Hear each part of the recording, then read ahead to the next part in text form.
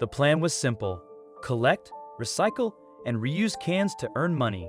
This 12-year-old's idea was straightforward but could make her a millionaire. She put her plan into action, and soon, the money started coming in. She had no idea she was being closely watched. It's surprising that a 7th grader came up with such a detailed plan. At first, it seemed unbelievable. It was a huge idea for a 12-year-old. But less than a year later, the authorities broke down her door with handcuffs ready. To the people in Pasadena, the Brightons seemed like any other family. They lived in a modest house at the end of a cul-de-sac and had 4 kids aged between 12 and 17. James, the father, was always proud. Coming from the tough streets of Boyle Heights, he worked hard to build a good life, including marrying his true love and starting a family. His children were Mary, the oldest, Kyle, the second, and 12-year-old twins, Alan and Christy. Although James claimed he didn't have a favorite, it was clear Christy was special to him. Their close bond was obvious to everyone. James's drive and determination had brought the family to Pasadena from Boyle Heights. Amazingly, the family made $7.6 million from recycling. Who could have imagined? One Saturday morning, Christy noticed just how dirty their kitchen was. The eldest siblings, Mary and Kyle, and her mom, Elsie, were busy cleaning up. Alan and Christy frequently took out garbage from 3 trash bins that were filled with garbage. As they dried one of the bins out, Alan observed, "This is a lot of garbage." What his twin was thinking was beyond him. "Yes," Christy replied calmly. It puzzled her why her mom and elder siblings separated the trash rather than putting it all in one bin. "Mary and Kyle are separating trash because some is to be recycled," he said, causing her brother to chuckle. Christy was sparked by that alone. Recycling was nothing new to Christy. However, she hadn't really seen it in this light before. That night, she spent 3 hours reading everything she could about recycling. Her discovery surprised her. Several areas of the ocean twice as large as Texas are filled with trash. The burning of waste was also destroying the environment. Across the globe, rivers, lakes, and vast swaths of land are being polluted every day. Recycling was one of the most effective ways to reduce these adverse effects. This was not the only discovery the 12-year-old made. In Christie's state, recycling can be used to make money. It wasn't difficult for her young mind to comprehend the process. Even so, she called her elder sister and asked a few questions. Mary was surprised by her sister's newfound interest in recycling, but she was quick to explain exactly how it worked. When someone buys a plastic or aluminum bottle in California, they must settle an extra 5 to 10 cents in California redemption value.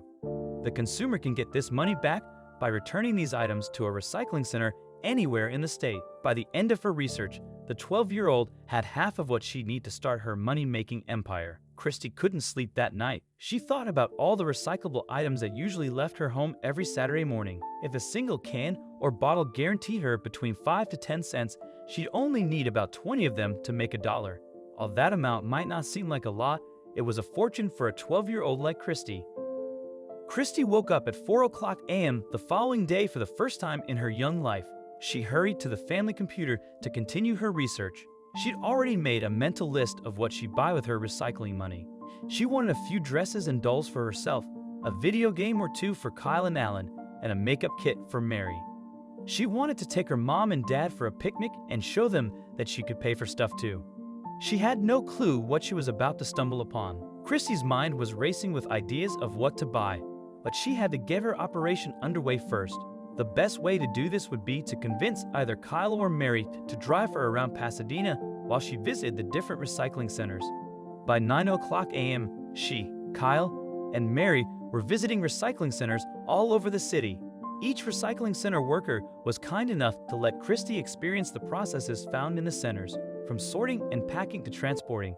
They explained how everything worked.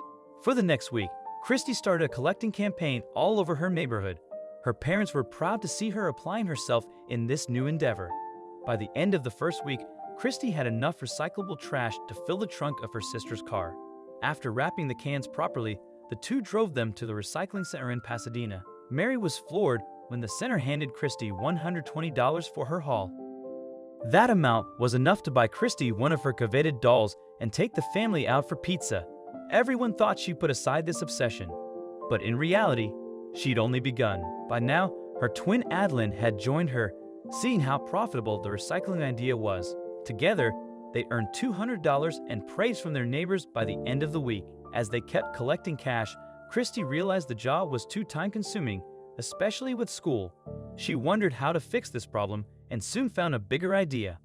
For the next few weeks, Christy and Adeline kept collecting recyclables, but Christy didn't spend her money on dolls or dresses. She gave some money to Adeline and friends who helped. Her family thought she was saving it, but she was actually planning something that would eventually lead to legal trouble for everyone. A few weeks in, Christy asked Mary if she could help her set up an online bank account. "What is it for?" Mary asked. "Nothing much," Christy answered. "I just want to save the cash I'm making." "I could get you a piggy bank," Mary suggested, but her sister wanted something more grand. She asked Mary to open an account in her own name and give her the credentials. For a 12-year-old, Christy could do little to no damage with a new bank account. Knowing that she would be safe, Mary opened the least taxing account that would also result in the least trouble if anything were to go wrong. But she didn't hand her sister the login credentials. Instead, she helped Christy link the account to an online platform from which the recycling centers would be depositing the recycling cash. Afterward, she completely forgot about it. But a few months in, she realized Christy was sweating where she sat, giggling as she stared at the family computer. "Christy, are you okay?" Mary asked, and Christy pushed the computer screen to face her. Mary almost jumped back at what she saw. Her lips parted and her brows drew up. "How?" she asked. The screen showed the balance on the bank account she opened. How had any of this gotten past the bank? How could they allow this? "Is it a bug?" Mary asked, and Christy shook her head. "It has been growing ever since you gave me the account," she said. The amount on the screen read $7.6 million, which Mary couldn't believe. She ran to call their parents, and the whole family sat with Christy for the next hour, trying to understand what had happened between the time they left her to collect cans and now. But the authorities arrived first. The bank had already contacted them about the large amounts of money going into the account every month. Before the family could figure it all out, the neighborhood was filled with red and blue lights and sirens blared.